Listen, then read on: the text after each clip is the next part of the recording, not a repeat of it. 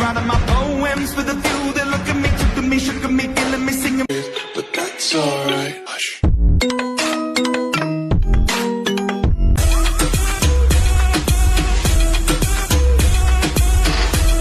So baby, pull me closer in the backseat of your Rover.